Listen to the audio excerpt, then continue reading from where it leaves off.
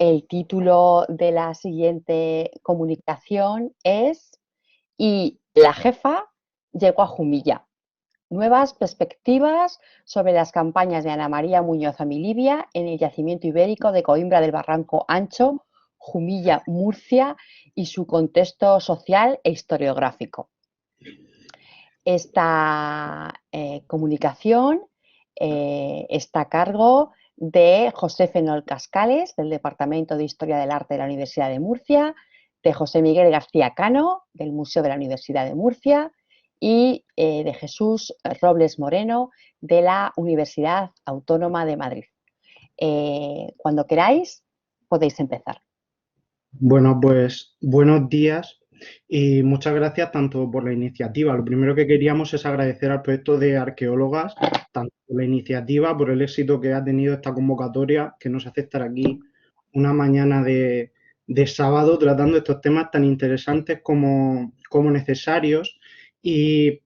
lo primero que queríamos remarcar es que, en efecto, aunque solo vayamos a hablar Jesús y yo, es un trabajo que hemos realizado en colaboración con José Miguel García Cano, que es el principal investigador del yacimiento objeto de estudio desde 1986. Lo primero que queremos tratar es ver ese contexto en el que la doctora Muñoz llega a Murcia y sobre todo que empieza a excavar en Coimbra del Barranco Ancho. ¿Qué pasaba en esa España de 1977? Pues España era un país que apenas contaba con 36 millones de personas, que comenzaba a despertar poco a poco del letargo franquista. Y en efecto, para el 77 ni siquiera teníamos aún una constitución, sí que es el año de las primeras elecciones generales y se da el fin de la censura de prensa o el reconocimiento del derecho a huelga. Nos movíamos en España por esos SEAT 124 o 128 en el mejor de los casos, si era un modelo muy nuevo, o en los Citroën CX o CS, que por cierto, un CS rojo era el coche que tenía la doctora Muñoz, al son tanto de Camilo VI como de Harcha. Mientras tanto, a los cines, en 1977, llegaba la primera entrega de la Guerra de las Galaxias. Pero ¿cuál es la situación en la arqueología murciana para el momento en el que la doctora Muñoz llega a Murcia? Bueno, pues tenemos que en la Universidad de Murcia estaba la cátedra de Arqueología, Epigrafía y Numismática, que habían ocupado tanto el profesor Cayetano de Mergelina como Gratiniano Nieto Gallo, y ella a quien sucede, en efecto, es a Gratiniano Nieto Gallo. Sin embargo, en el 61, Nieto se va a Madrid primero a ser director general de Bellas Artes y con posterioridad a contribuir a la fundación de la Universidad Autónoma de Madrid. Y esto hace que deje la cátedra en comisión de servicio entre el 61 y el 74, cuando se libera, y a partir de este momento sale la plaza, la doctora Muñoz oposita y la gana. Esto va a tener como consecuencia que esos 13, 14 años en los que la cátedra está en comisión de servicio, la arqueología y la prehistoria murciana entren en una clara recesión. ¿Qué pasa? Que no hay ningún tipo de iniciativa desde ningún cuerpo propio, a menos de que fuese la universidad, en el que se emprendiesen este tipo de actividades. Sí que es cierto que al no haber profesional especializado, únicamente quedaba en la universidad Manuel Jorge Aragoneses para impartir la asignatura de Introducción a la Arqueología. Y es que él va a ser el principal valedor durante estos años de la arqueología. Como director del Museo de Murcia, también va a emprender toda una serie de actividades tanto y de intervenciones en yacimientos como en el famoso su famosa intervención en la muralla musulmana de Murcia, en Santa Eulalia, en el Santo de la Novia, en Oblea, o en la villa romana del Paturro, en Porma. Además, también va a intervenir para que las colecciones murcianas tengan una gran entidad y no todos los objetos arqueológicos recaigan en colecciones privadas. Y también durante estos años serán célebres las intervenciones anuales en el Cigarralejo, a cargo de don Emeterio Cuadrado, y toda esa amplia bibliografía especializada que ha surgido y que acredita a este pionero murciano como un arqueólogo principal y clave para el entendimiento de la arqueología en estos años. Luego tenemos intervenciones mucho menores, como en Cartagena, pero son sobre todo fruto de actividades de emergencia que de lo que son campañas científicas propiamente. Este es el contexto en el que la doctora Muñoz llega en la primavera de 1975 a la Universidad de Murcia, a ocupar esa cátedra de Arqueología, Numismática y Epigrafía. vemos que es un contexto un poco desigual y que ella va a tener que paliar con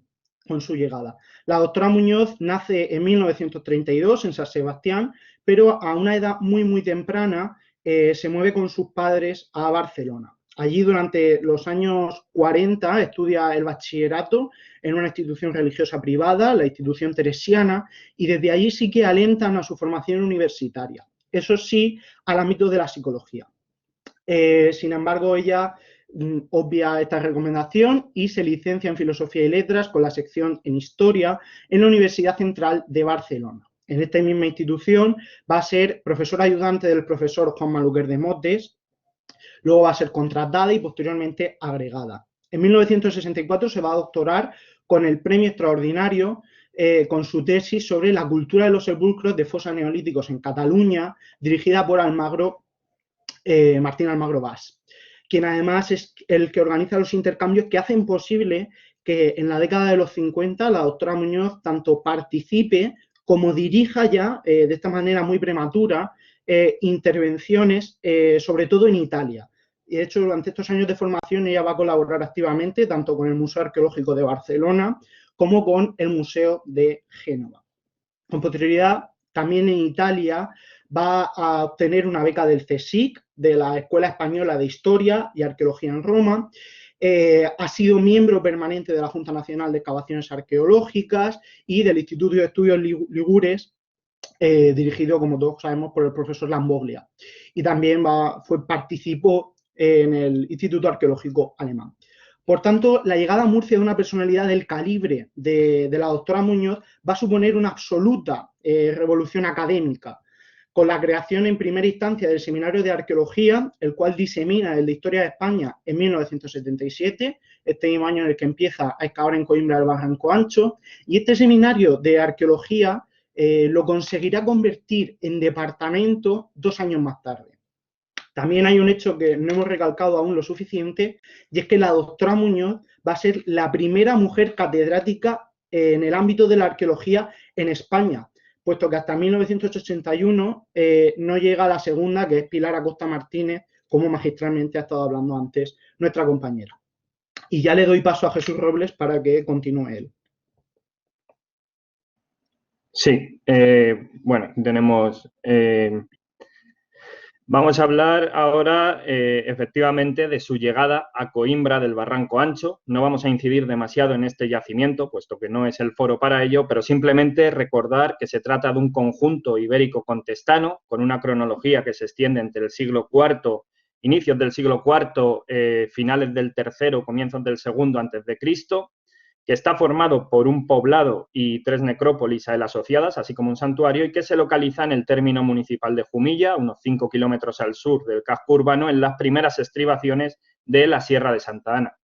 Coimbra del Barranco Ancho fue excavada por primera vez por Jerónimo Molina en los años 50 del pasado siglo, que era maestro local en Jumilla. Claro está, estas excavaciones no podemos o no se deben entender como excavaciones científicas, sino más bien como fruto de la metodología de Jerónimo Molina, que le gustaba pues enseñar en contacto con el patrimonio, con la naturaleza, y él excavará allí pues con escolares jumillanos, y con escolares nos estamos refiriendo prácticamente a niños. Fruto de estas excavaciones, estas primeras búsquedas, pues se descubrirá la necrópolis de la Senda, donde excavan 13 tumbas, y también van a hacer una serie de excavaciones en el poblado donde extraen materiales que lamentablemente pues quedan descontextualizados. Esos pasarán a formar parte de su colección didáctica, que será la que luego dé paso al Museo Arqueológico de Jumilla.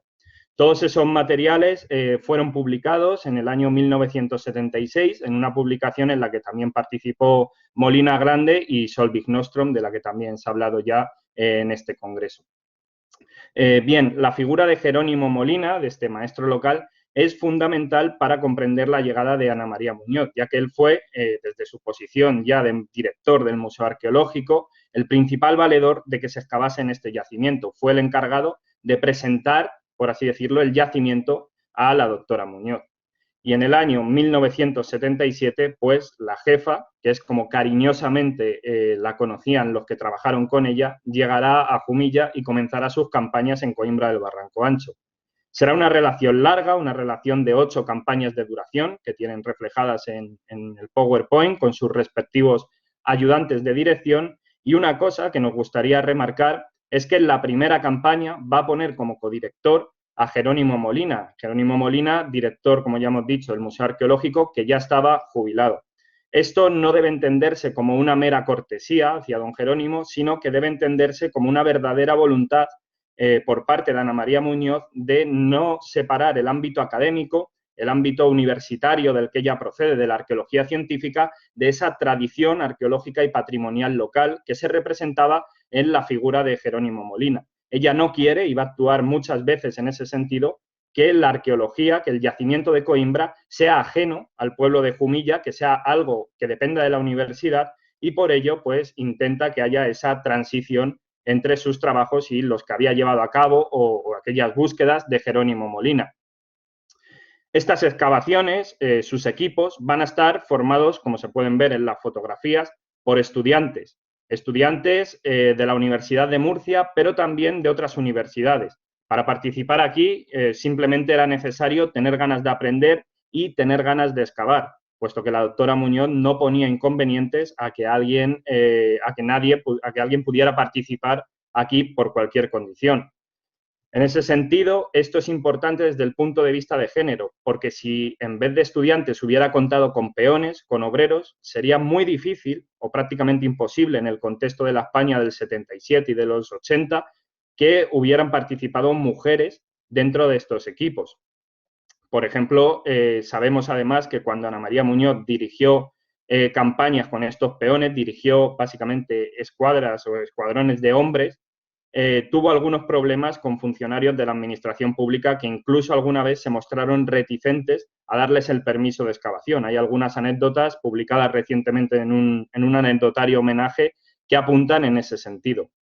Pero aquí, en cambio, lo que podemos ver, hemos seleccionado pues algunas de las campañas a modo de muestra, partiendo de la documentación original y rescatando los nombres de los participantes, que la proporción entre hombres y mujeres se va a mantener en torno al 50%. Incluso hay campañas, sobre todo esto es notable en la del 82, en la que el número de mujeres va a ser bastante superior al de hombres.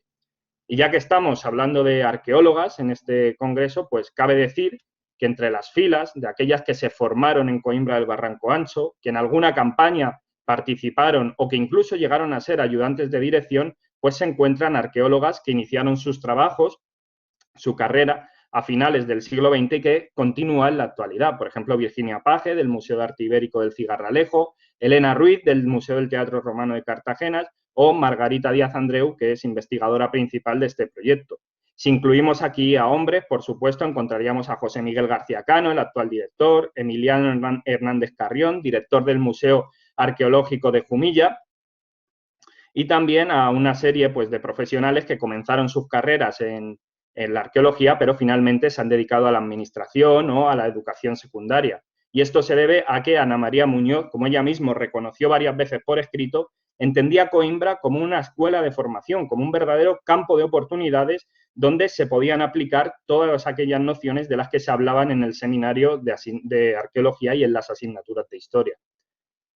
Pero también fue un conjunto muy importante para conocer el desarrollo de la cultura ibérica en Murcia y en ese sentido hemos remarcado aquí algunos de los principales hitos científicos de la doctora Muñoz en el yacimiento de Coimbra del Barranco Ancho. En el poblado, pues bueno, va a tratar de delimitar su extensión y dentro de él llegará a excavar un total de 6 espacios de vivienda y parcialmente ese espacio central en el que nosotros ahora seguimos trabajando por la importancia que tiene para conocer cómo se articula el hábitat y además de ello, sobre todo, va a conseguir documentar y analizar la secuencia ocupacional, que va de inicios del cuarto a finales del siglo III, principios del segundo, y plantea la primera secuencia estratigráfica que cabe decir que con ciertas matizaciones, obviamente, son prácticamente los niveles que nosotros seguimos manejando hoy en día para comprender lo que ocurrió en el poblado. En la necrópolis empezará a excavar en 1980, algo más tarde, fruto de unas noticias de excavaciones clandestinas, y allí va a tratar de sacar la extensión de la necrópolis y dentro de los límites que plantea llegará a excavar 51 tumbas con sus respectivos ajuares y cabe decir que posteriormente a su dirección se excavaron otras 23 tumbas dentro de los límites que ella había propuesto para la necrópolis, límites que luego se ampliaron. Vamos a destacar entre los hallazgos que aquí se producen como paradigma de su trabajo en Coimbra el hallazgo y la documentación del pilar estela de la tumba 70. Bueno, no vamos a incidir mucho sobre la pieza, cabe decir que es un monumento espectacular, un pilar estela con todos sus elementos estructurales. Cabe decir que, bueno, siempre hay cierto debate, ¿no?, sobre si estaba en la tumba 70, como se acepta generalmente, o si eran dos monumentos, uno en la 70, en la 22, como llegó a proponer Ana María, o qué pasaba, pero lo que se acepta es eso. Tiene una cronología de inicios de la segunda mitad del siglo IV a.C. y no vamos a hablar de la espectacular pieza, hay muchísima bibliografía al respecto, pero sí de la gran gestión científica y patrimonial de este hallazgo. En primer lugar, por el método de registro fotográfico de la doctora Muñoz. La doctora Muñoz es raro, cuando se la ve en fotografías del yacimiento, que no lleve una cámara en las manos, porque ella era capaz de gastar hasta un carrete por día, a veces incluso más, y iba fotografiando y anotando las fotografías que hacía. Posteriormente las revelaba, las pegaba en cuartillas de forma organizada, les daba un número de referencia, como pueden ver, y siempre anotaba la fecha, qué se estaba fotografiando, desde dónde se estaba fotografiando y los elementos, si los había, más remarcables de cada fotografía. Todo esto, que ahora mismo empezamos a estudiar, ¿no?, fruto de su gran legado documental, pues nos ha permitido ver cómo fue la excavación de los elementos del pilar estela fotograma a fotograma, algo fundamental para comprender el proceso postdeposicional, es decir, se ve que el cipo o el pilar estela, mejor dicho, cayó, las partes superiores rodaron ladera abajo o rodaron un poco más, mientras que el cipo y el resto de elementos pues se reutilizaron con cierto cuidado para salvar un desnivel topográfico en la necrópolis. Este proceso de documentación exhaustivo cobra más valor si se tiene en cuenta que estamos en 1981, que todavía no somos conscientes, no hay una verdadera conciencia de cómo es la arquitectura monumental ibérica. Se está acabando de excavar y comenzando a estudiar Pozo Moro en estos momentos, y aún así pues se supo documentar y gestionar un hallazgo de esta entidad cuando realmente pues eran muchísimos los problemas que afectaban a estas manifestaciones monumentales. Todo el equipo concentró sus trabajos, obviamente, en la extracción de estos elementos, pero además de ello, Ana María Muñoz contó con una serie de artistas y de dibujantes que iban haciendo dibujos del cipo conforme se iba excavando. Pues requiere un proceso de extracción muy controlado, de consolidación in situ, de remoción de líquenes, que fue llevado a cabo no por una arqueóloga, pero sí por una conservadora y restauradora, por María Sannájera, que fue la encargada de extraer el cipo, de coordinar la extracción y de tenerlo a punto para el 16º Congreso Nacional de Arqueología, que se celebró en Cartagena en enero del año siguiente y que incluía Jesús, una visita 3 minutos, donde se vio por primera vez este cipo expuesto. Y además, y esto va en esa faceta de siempre tener en cuenta a la población local, la primera publicación del cipo, redactada prácticamente a pie de la excavación, no tuvo lugar en una gran revista científica o en un congreso nacional, internacional, eso vendría después, sino que tuvo lugar en la revista El Picacho, que era una revista local de Jumilla. Esto sorprende bastante hoy incluso, ¿no?, cuando estamos rodeados de cuartiles, de grandes publicaciones, y, lógicamente, El Picacho no es una revista de gran difusión entre la comunidad científica, pero hay que pensar que en el 81, en Jumilla, sería muy difícil acceder pues, al archivo de prehistoria levantina, actas de congreso, pero, en cambio, la revista El Picacho llegaría a todos los hogares. Por lo tanto, el pueblo sería el primero en tener noticias de ese hallazgo. Y ya pasamos a las conclusiones, Pepe. Sí, si me lo permitís, voy a volver un segundo a la diapositiva para iniciar las conclusiones, porque hay dos diapositivas que hemos saltado, pero que son absolutamente importantes para estas conclusiones. Y es que aquí tenemos todas las intervenciones en las que la doctora Muñoz va a trabajar y a dirigir, y tenemos, por ejemplo, aquí algunas, como se había dicho, en los años 50, y es que hay que entender a la doctora Muñoz como una pionera en la arqueología científica contemporánea, sobre todo en Murcia. Sí que es cierto que tenemos otros autores como Emeterio Cuadrado que van a ser muy importantes para la arqueología murciana, pero este papel que desempeña la doctora Muñoz es absolutamente excepcional, tanto por la calidad como por la cantidad. Y luego también hay una anécdota muy curiosa y es que ella reconoce que el ser mujer no ha llegado a condicionarle para el desarrollo de su actividad profesional. En alguna entrevista ha reconocido esto, pero también es cierto que no tuvo que ejercer esta parte de la conciliación, por lo menos en la primera parte de su vida, puesto que no se casó o tuvo hijos, por lo que no siguió ese camino de la mujer en el mundo protodemocrático. Esto sí que refleja cierta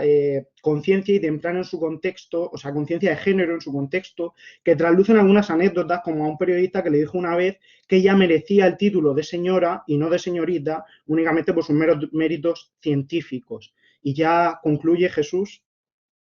Sí, simplemente decir que, en definitiva, ahora empezamos a gestionar el legado documental de la doctora Muñoz y que, bueno, ese legado es el yacimiento, ¿no? Es un legado no solo científico, no solo todos sus avances en el mismo y todos los materiales que ella, pues, extrajo y que fue estudiando, sino también es un legado porque muchas de esas facetas, el cuidado por el patrimonio, por su difusión, por la formación de las nuevas generaciones, son parte del legado de Ana María Muñoz, que sigue vivo y que nosotros hacemos y queremos que siga vivo en el yacimiento de Coimbra del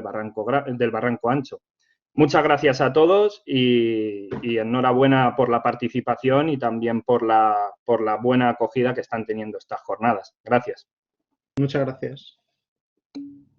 Muchas gracias, Jesús, José, por esta semblanza de Ana María. Estoy segura que en el tiempo de debate tendremos comentarios y preguntas, sobre todo después de haber descubierto este asuntillo de Marga, pero bueno, que no es la única que ha pasado por allí.